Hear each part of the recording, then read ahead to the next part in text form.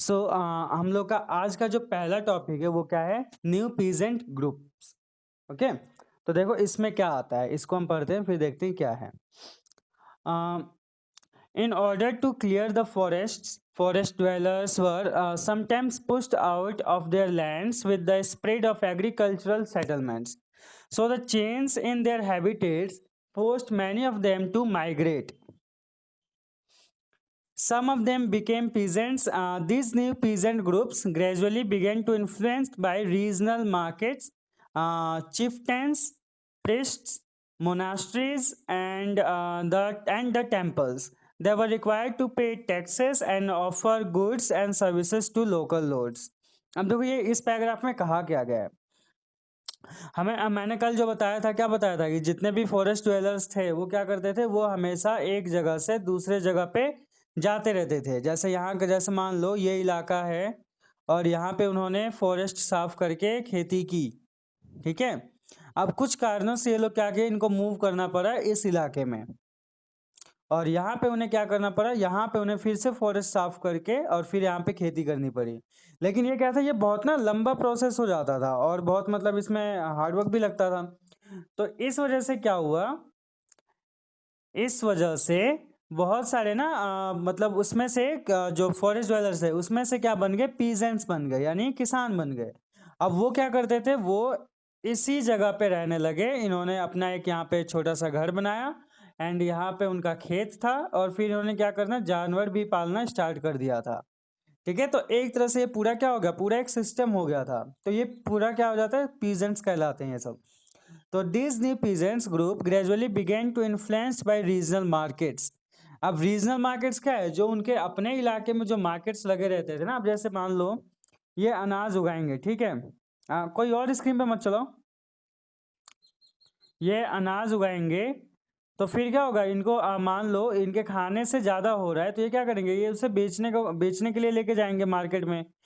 तो उस इलाके में क्या होना चाहिए, मार्केट भी होना चाहिए, ठीक है। तभी जाके ये, इसलिए इनके जो पोजीशन होता है उसको क्या करता है, रीजनल मार्केट भी क्या करता है, इन्फ्लुएंस करता है। ठीक। ओके, अब नेक्स्ट पे आ जाते हैं हम।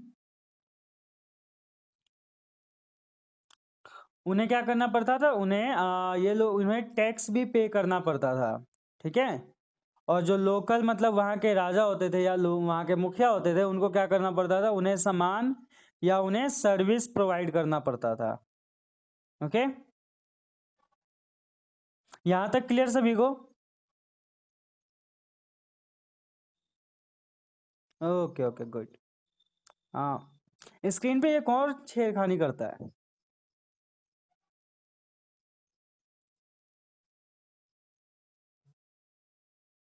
ओके, अब आ जाते हैं हम नेक्स्ट पे।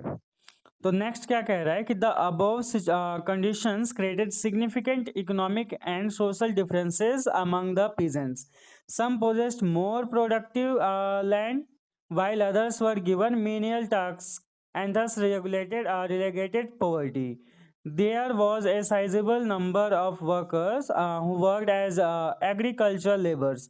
Some peasants also did artisanal work along with the agriculture activity during the lean season. ठीक है, अब देखो ये क्या कहना चाहता है, इस पैराग्राफ में क्या बताया गया है। अब जैसे मान लो ये पूरा इलाका है, ठीक है, इसी में बहुत सारे किसान हैं, तो इसमें क्या हो जाएगा, जो ताकतवर किसान होगा उसके पास क्या होगा, बहुत बड़ी जमीन होगी, ठीक है। और जो छोटा किसान होगा उसके पास कितनी जमीन होगी, इतनी छोटी सी। और जो एक और भी हो सकता है जिसके पास जमीन ही ना हो, ठीक। तो इस वजह से क्या होता था, इस वजह से जो जिनके पास लैंड ज्यादा होता था, जिसके पास खेत ज्यादा होता था, वो क्या होते थे, वो अमीर होते थे। और जिनके पास नहीं होता था वो क्या हो जाएगा, गरीब होते थे। तो इस तरीके से जिनके पास जमीन नहीं थी उन्हें क्या करना पड़ता था, मैनुअल टास्क करने पड़ते थे, ठीक है। बहुत छोटे छोटे काम, घरों के काम हो गया, मतलब एक तरह से नौकर की तरह, दास प्रथा हम कहते हैं ना, वो इसी में आता है। तो इसमें से अब कुछ किसान जो थे वो क्या थे, एग्रीकल्चर लेबर भी थे, यानी खेतों में काम करने वाले जो थे। जैसे उनके पास खेत तो थी नहीं, तो वो क्या करते थे, खेतों में काम करते थे और फिर उन्हें पैसे मिलते थे, तो उसी से उनका खर्चा चलता था। अब इसमें से क्या हुआ, इसमें से कुछ पेजेंट्स ने क्या करना स्टार्ट कर दिया, कुछ आर्टिसनल वर्क भी स्टार्ट कर दिया। आर्टिसनल वर्क का मतलब हो गया तुम्हारा किसी ने मूर्ति बनानी स्टार्ट कर दी, किसी ने पेंटिंग बनानी स्टार्ट कर दी, तो इस तरह के वर्क। ठीक है। और एक और यहाँ पे बात आती है, एक और यहाँ पे देखो पॉइंट आ रहा है कि हमारे पास क्या है, लीन सीजन। लीन सीजन का मतलब क्या होगा, किसी को पता है?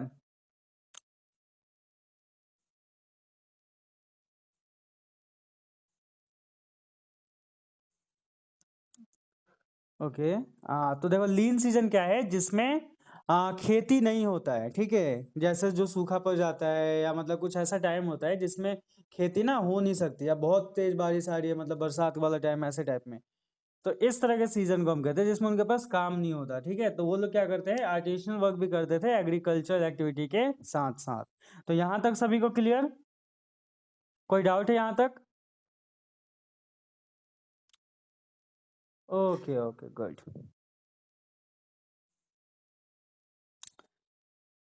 अब हम नेक्स्ट पॉइंट पे आते हैं, दैट इज जातीज।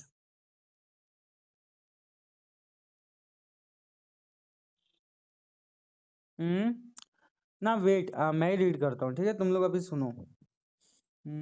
मैं तुम्हें रीड करने के लिए बता दूंगा। ठीक है। हाँ, जाति इसमें देखो क्या है, ए jati means sub caste. Okay. As the society became more differentiated, people were grouped into jatis.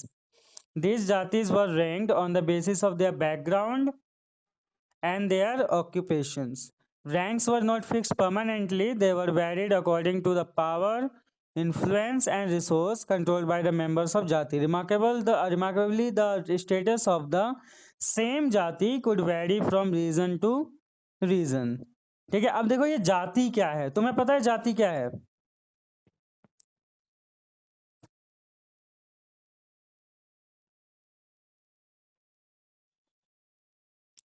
हाँ, कास्ट। इसमें देखो, इसमें क्या है, इसमें पहले के लोग क्या थे, ये इसका मतलब है सब कास्ट। ठीक है। ये क्या करते थे, इनका मतलब क्लासिफिकेशन होता था किसके थ्रू? इसका क्लासिफिकेशन होता था उनके बैकग्राउंड के थ्रू, उनके ऑक्यूपेशन के थ्रू। ठीक है, कि क्या काम कर रहे हैं। जैसे कि जो भी मैनुअल काम करना होगा, यानी जो भी मतलब मान लो कूड़े कचरे उठाना हो गया, या साफ सफाई काम हो गया, तो वो कौन करता था? वो नीची जाति के लोग करते थे। तो इस तरह के उनके ऑक्यूपेशन से, उनके प्रोफेशन से उनका क्या जोड़ा गया था, जाति भी जोड़ी गई थी। ठीक है। यहां तक क्लियर हुआ? Okay good. अब नेक्स्ट पे आते हैं, जो कि हम ये पढ़ेंगे कि ये कौन कौन से तरीके थे जिसकी वजह से इन जातीज को रेगुलेट करते थे। ठीक है। तो देखो इसमें, डोंट डू दिस।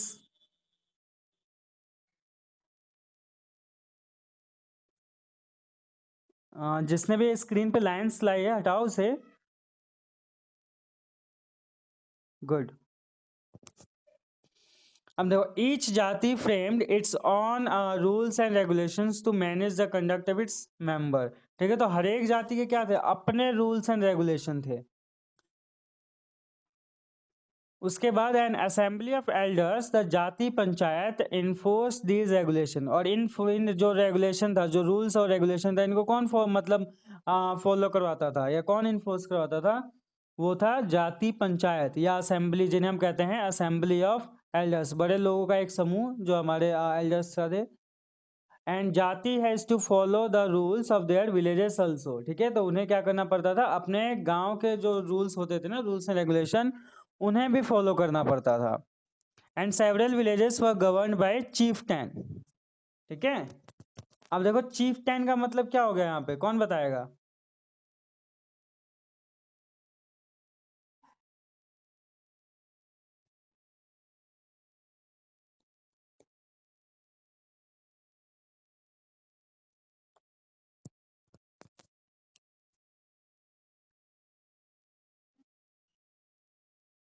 नहीं पता किसी को? देखो, चीफटैन क्या होता था, जो उस समय के मतलब जो वहाँ के लोग रहते थे ना, उन सबका लीडर। ठीक है। जो उन सबका लीडर या मुखिया हम उसे कह सकते हैं, वो क्या होता था, उनको हम कहते थे चीफटैन। ठीक। अब हम बढ़ते हैं आगे।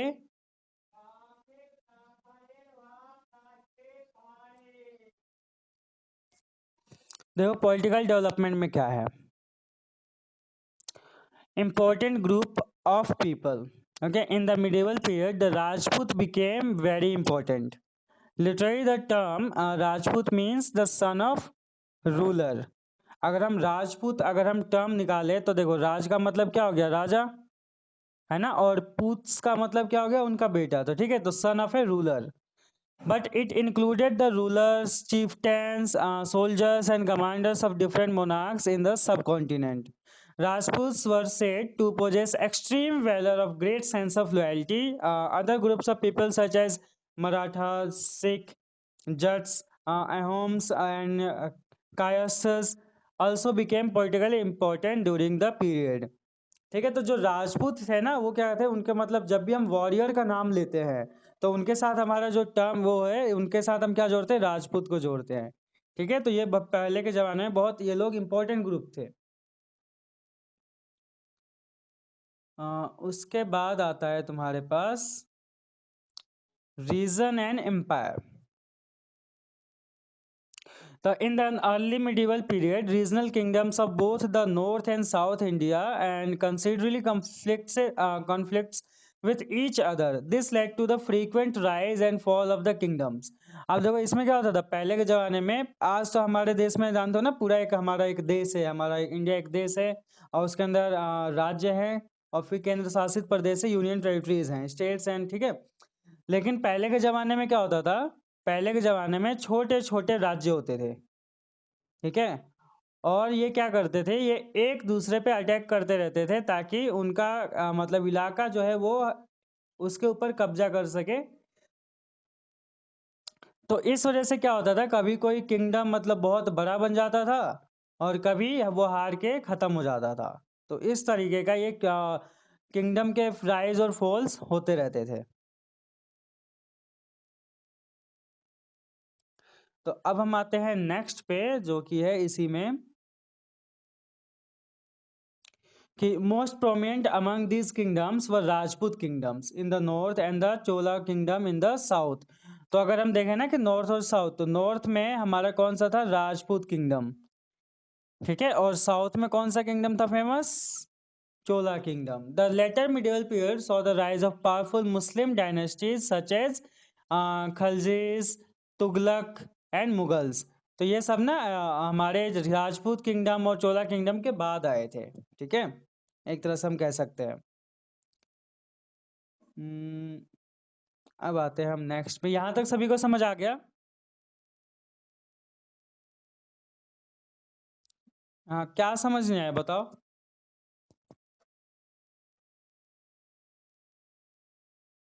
हाँ बोलो. हम्म.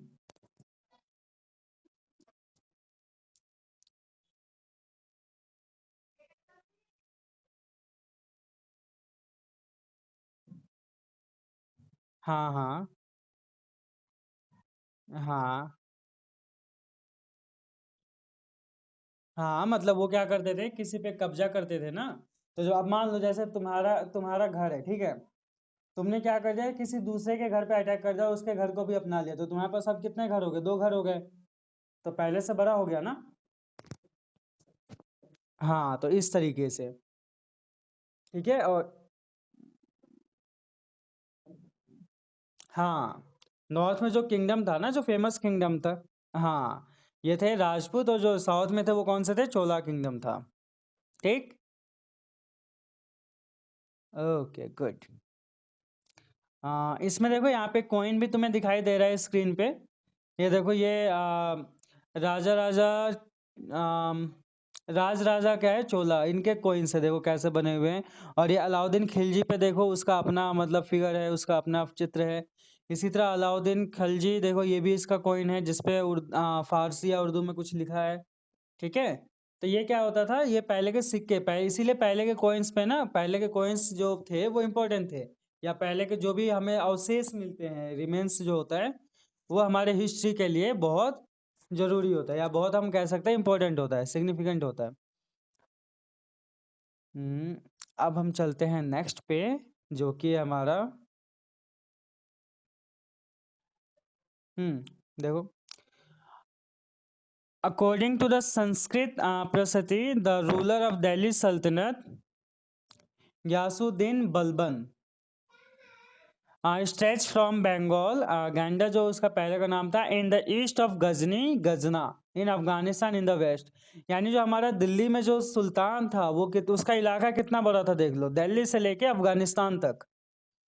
ठीक है, तो इस तरीके से हम कह सकते हैं कि हमारा इंडिया जो है ना, पहले अगर हम पहले के हिस्ट्री में देखें तो हमारा इंडिया क्या था, पूरा ये तुम्हारा इंडिया, पाकिस्तान, बांग्लादेश, अफगानिस्तान, ये सब मिला के था। लेकिन फिर बाद में धीरे धीरे इसके टुकड़े होते गए और ये छोटा होता गया। उसके बाद देखो, occasionally dynasties like Cholas, Khaljis, Tughlaq and Mughals were able to build an empire that was pan regional. ठीक है, ये सब धीरे धीरे क्या हो रहा है, ये धीरे धीरे अपना एम्पायर खड़ा करने लगे।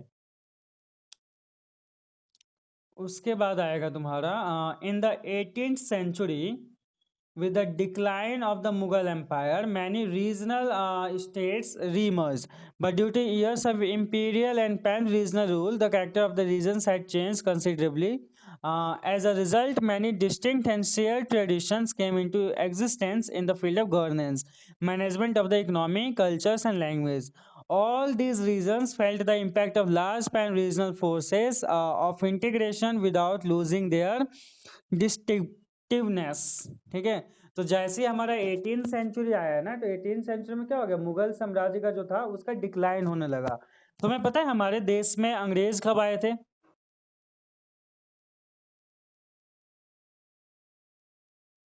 नहीं पता, हमारे देश में अंग्रेज आए थे 1600 के करीब। ठीक है, हाँ, 1600 के करीब आए थे और उन्होंने शासन करना कब से स्टार्ट कर दिया था, मतलब जैसे 18th सेंचुरी से हम कह सकते हैं कि उन्होंने जैसे ही मुगल का साम्राज्य का अंत हुआ ना, तो वैसे ही उनका शासन स्टार्ट हो गया था। तो इस तरीके से देखो, पहले राजा महाराजा थे, फिर जब अंग्रेज आए तो इन्होंने गवर्नमेंट का कॉन्सेप्ट दिया, फिर ये लोग यहाँ के बनने लगे, फिर यहाँ पे गवर्नर जनरल बने। तो इस तरीके से जो गवर्निंग बॉडी है उसमें क्या होने लगा, चेंज आने लगे। ठीक है, तो धीरे धीरे ये सारे चेंज क्या करने लगे, ये सारे जितने भी क्षेत्र थे ना, जितने भी रीजन थे, उनको इफेक्ट करने लगे। ठीक, इतना क्लियर? ओके ओके, अब हम आते हैं ओल्ड एंड न्यू रिलीजन्स। अब हम बात करते हैं रिलीजन का। ठीक है, तो सबसे पहले जो है वो आता है हमारा जो रिलीजन है हिंदुइज्म। ठीक है, तो इसमें क्या क्या हुआ, इसमें new deities come to be worshipped, यानी जो नए देव देवता है वो सब आए, उनकी पूजा होने लगी। Some tribal and forest groups were absorbed into Hindu society, this brought some tribal ideas of worship into Hinduism. तो जितने भी हमारे ट्राइबल्स है उनके ग्रुप्स में से भी कुछ लोग हिंदुइज्म ज्वाइन करने लगे, और इस तरीके से जितने भी कुछ ट्राइबल आइडियाज थे वर्शिप के, वो भी हिंदुइज्म में आते गया। जैसे कि नेचर का पूजा करना, ये भी कहाँ से लिया गया है, ये भी हमारे एक तरह से हम कह सकते हैं ट्राइबल्स का ही दिया गया है।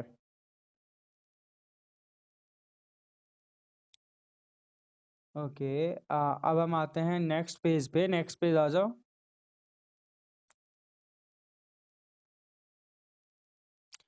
नेक्स्ट पेज पे क्या है कि constructions of temples became an important activity among the Hindu rulers. तो जो भी हमारे हिंदू राजा महाराजा थे, तो वो लोग क्या करवाते थे, वो लोग मंदिर बनवाते थे, बड़े बड़े मंदिर बनवाते थे। ठीक है, साउथ में तुम देखोगे बहुत सारे हिंदू मंदिर हैं। ठीक है, कोणार्क मंदिर और बहुत सारे मंदिर हैं जो कि मतलब बनाए गए हैं। हाँ बोलो।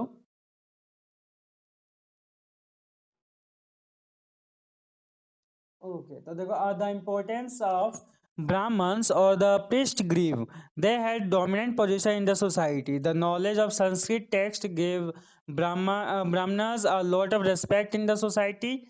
During patronage learned Brahmins and granted them tax-free land. Therefore, many Brahmins became wealthy and powerful. Often they used their power to make rigid caste and religious rules. ठीक है, तो जैसे ही हम अगर हिंदुइज्म की बात करते हैं तो इसमें किसकी बात आती है, इसकी बात आती है ब्राह्मण्स की। हाँ, ब्राह्मण की। तो ये लोग क्या थे, ये पहले के ज़माने में जब हम वेद पढ़ते हैं या मतलब जो संस्कृत टेक्स्ट पढ़ते हैं, उसके अकॉर्डिंग क्या है, उसमें ना ब्राह्मण को बहुत ज़्यादा रिस्पेक्ट दिया गया है, जिसकी वजह से उन्हें लोगों ने क्या कर दिया, टैक्स फ्री लैंड देना स्टार्ट कर दिया। फिर धीरे-धीरे क्या हुए, ब्राह्मण ना बहुत अमीर हो गए, वेल्दी हो गए। अब इसकी वजह से उन्होंने उस पावर को यूज़ करके उन्होंने बहुत सारे कास्ट और मतलब रिलीजियस रूल्स बनाए। ठीक है? जैसे कि जो दलित समाज है उसका मतलब कोई भी आदमी मंदिर में नहीं जाएगा। पहले के ज़माने में बहुत ऐसे-ऐसे रिजिड रूल्स होते थे। ठीक है? जो आज के टाइम पे ख़त्म हो गया है, लेकिन पहले थे। और अभी भी बहुत से अपने देश के हिस्से में ऐसा होता है। तुम्हें जब न्यूज़ देखोगे ना तब मिल जाएगा। उसके बाद आता है the emergence of the idea of भक्ति। ठीक है? भक्ति। Bhakti, one of the major development of this period, around 7th century AD, many Hindu religious thinkers of South India began to challenge Brahman domination in the field of religion. They stressed on bhakti, personal devotion to God. Bhakti did not require any middleman or a priest and elaborate rituals. The Bhakti movement attract people from all sections of the society, but in North India, it began only around 13th century. तो जो भक्ति movement था ना, इसका according क्या था कि हम भगवान को मतलब भक्ति के द्वारा खुश कर सकते हैं, या भगवान को हम भक्ति के द्वारा पा सकते हैं। इसके लिए हमें बीच में कोई पंडित या कोई पृष्ठ इनकी जरूरत नहीं पड़ेगी। ठीक है, यहाँ तक समझ में आ गया? यहाँ तक किसी को कोई प्रॉब्लम है या कोई डाउट है? Okay okay, good. तो चलो हम अब आगे बढ़ते हैं। अब बात आती है हमारी इस्लाम की। ओके, तो during this period a new religion Islam appeared in the subcontinent. Islam believes in one God Allah and the teaching of his last prophet Mohammad. The teaching of prophet Mohammad are written down in holy book called Quran. तो इसी समय क्या हुआ, एक नए religion की शुरुआत हुई जिसको हम कहते हैं इस्लाम। ठीक है, तो इस्लाम में क्या है, इस्लाम में ये बस एक गॉड, यानी इनका मतलब एक ही भगवान है अल्लाह। जैसे हमारे हमारे धर्म में क्या होता है, हिंदू धर्म में क्या होता है, बहुत सारे देवी देवता हैं। ठीक है, तो लेकिन इस्लाम में क्या है, इस्लाम में बस एक गॉड है, एक अल्लाह है, और उसके ना प्रॉफिट्स हैं। ठीक है, तो जो उसके लास्ट प्रॉफिट थे जिनका नाम मोहम्मद था, उनके जो उन्होंने जो बताया था, जो उनका बताया गया था, वो किस में लिखा गया है, वो कुरान में लिखा गया है। ठीक है, जिन्हें हम इस्लाम में होली बुक क्या होती है, कुरान। जैसे हमारे धर्म में होली बुक क्या होगी, जो हिंदू धर्म में है उसमें होली बुक कौन कौन सी हो जाएंगी? हाँ, रामायण, महाभारत, गीता, है ना, ये सारे। Okay okay.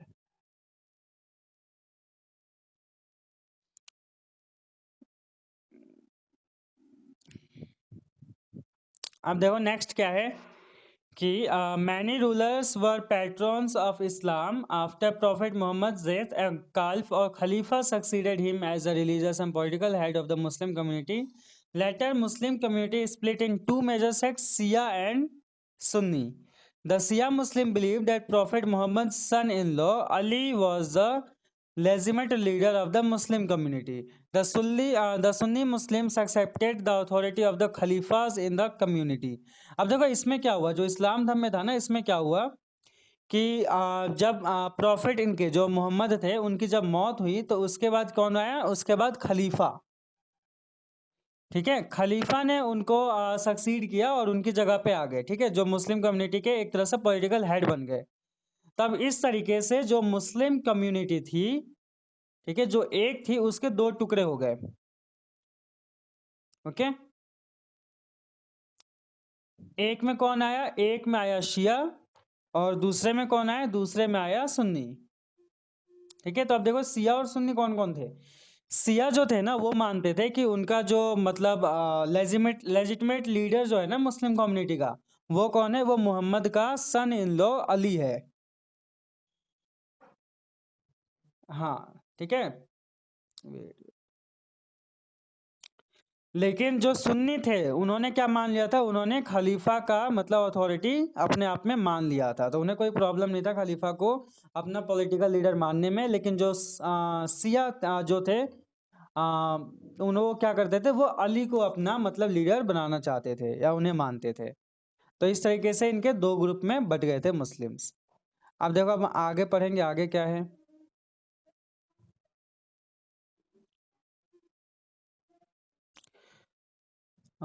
Just wait. Okay. हम्म अब जो नेक्स्ट टॉपिक हमारा जो आता है वो आता है कि thinking about time and historical period. अब देखो अब हम धीरे धीरे ना 19th सेंचुरी में आते हैं। 19th सेंचुरी में क्या था, अंग्रेज आ चुके हैं हमारे देश में। तो मैंने ब्रिटिश हिस्टोरियंस लाइक जेम्स मिल, जिन्होंने कौन सी बुक लिखी थी या क्या लिखा था, हिस्ट्री ऑफ ब्रिटिश इंडिया 1817 में लिखा था। और ये क्या था, ये बिल्कुल ही क्रिटिकल था इंडियन कल्चर का। इन्होंने इंडिया को क्या किया था, इंडिया को 3 पीरियड्स में बांट दिया था, इंडिया के हिस्ट्री को। ठीक है, they divided the history of India into these 3 periods. कौन कौन से, हिंदू, मुस्लिम एंड ब्रिटिश। ठीक है, तो इस तरीके से इन्होंने 3 पीरियड में डिवाइड किया था। लेकिन इनका जो डिवीजन था, इनके बहुत मतलब ड्रॉबैक्स थे, बहुत कमियां थी। क्या कमी थी, पहला देखो, first one is it was based on the religion of the rulers. तो ये किसके रिलीजन के ऊपर था, रूलर्स, मतलब जो रूलर्स के रिलीजन थे उनके ऊपर। ठीक है। It ignore the significant historical developments in the society, economy और culture. This division also ignore the rich diversity of the subcontinent. तो जो हमारे जो मतलब देश में जो पहले था, पहले हमारे देश में क्या था, पहले भी हमारे देश में कल्चर बहुत सारे थे, ट्रेडिशन बहुत सारे थे, यानी हमारे यहाँ डाइवर्सिटी थी बहुत।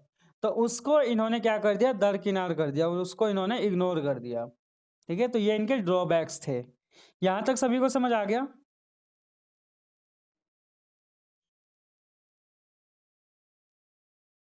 ओके, अगर किसी को डाउट हो तो पूछना, ठीक है। Okay okay. हम्म एंड अब आता है कि in order to get a clear picture of the important changes in history, historian generally divide past into 3। These are ancient और अर्ली पीरियड और मिडीवल और middle period and the modern period. तो जो हमारा मतलब एक्सेप्टेबल जो हमारा division है हिस्ट्री का वो क्या है, सबसे पहला है एंसेंट, जो मतलब अर्ली पीरियड था, बहुत पहले का। फिर है मिडीवल, जो मतलब मिडल पीरियड था। और जो लास्ट में जो हमारा मतलब अभी का आता है वो क्या था, मॉडर्न पीरियड। ठीक है, यहाँ तक क्लियर सभी को। Okay okay good.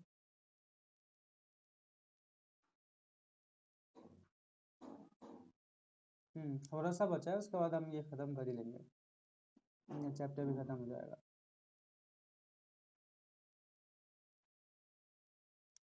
ओके, अब हम बात करते हैं मिडीवल लाइफ की। So during the medieval times, Europe, many cities and kingdoms were fortified. These made an attack by invaders, especially by the nomadic people, very difficult. The forts were made of brick, stones with walkways and towers. The guards defended the city from strategic position. These forts also reflected medieval life in Europe. Consider Indian forts of medieval period in this context and find out more about the legacy of this period. यानी देखो medieval life में क्या था, medieval period में क्या था, हमने fort बनाना start कर दिया था। फोर्ट का मतलब जानते हो, किला, जैसे हमारा लाल किला है, तो ये क्या है, अगर हम इस तरह से इसको डिवाइड करें, देखो ये पूरा मान लो एक इलाका है। ठीक, ये पूरा एक इलाका है और इसमें क्या कर दिया हमने, इसमें चारों तरफ ना किला बना दी, ताकि कोई बाहर से इसमें घुस ना पाए। ठीक है, और हमने क्या कर दिया, इसमें टावर्स लगा दिए ताकि वहां से सैनिक नज़र रख सके। फिर इसके गेट लगा दिए, ठीक है, ताकि यहाँ से एंट्री हो सके। तो इस तरीके से अपने इलाके को क्या करते थे ये लोग, सुरक्षित करते थे, सेफ करते थे, इस तरीके के किले बना के। तो ये कब स्टार्ट हुआ था, ये मिडिवल पीरियड में स्टार्ट हुआ था।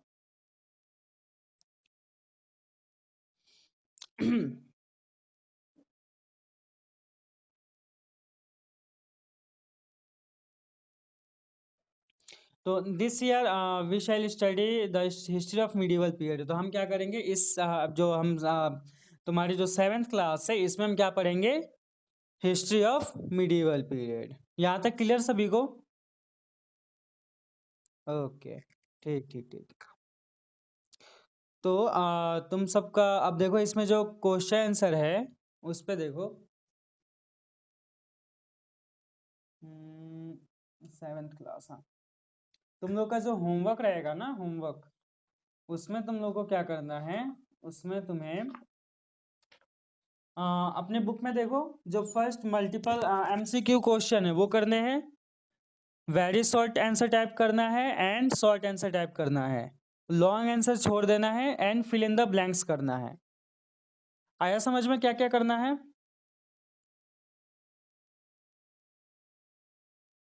हाँ हाँ, बस लॉन्ग आंसर टाइप छोड़ देना और बाकी सारे क्वेश्चन करना है।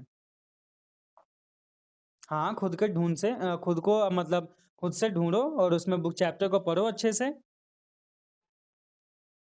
ठीक है। गलत होगा तो कोई बात नहीं, बाद में हम सही करेंगे, गलती से ही तो सीखते हैं हम। हाँ हाँ, बुक से ही आंसर ढूंढना है।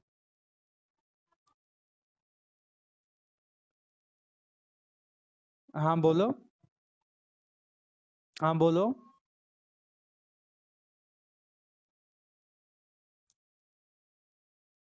अच्छा, तुम गांव में हो?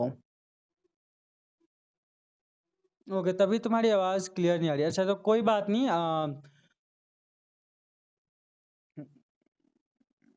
तुम कोई से भी कॉपी में कर लेना, जरूरी नहीं है। हाँ हेलो, तुम्हारी आवाज़ क्लियर नहीं आ रही, रुक के आ रही है।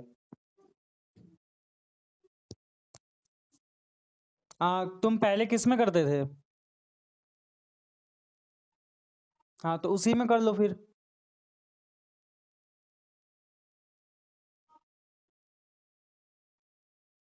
नहीं नहीं, क्यों? अच्छा, तुम लोग पहले प्रैक्टिकल पहले रजिस्टर में कर रहे थे, जो मैंने होमवर्क दिया था पहले का 2 दिन का। हाँ, तो उसको फिर उसी में करो ना, फिर प्रैक्टिकल फिर अलग से प्रैक्टिकल कॉपी क्यों लगा रहे हो? ओके ओके ओके ओके, ठीक है, तो क्लास हम यहाँ पे ख़त्म करते हैं। ओके ओके, चलो, बाय ऑल ऑफ यू।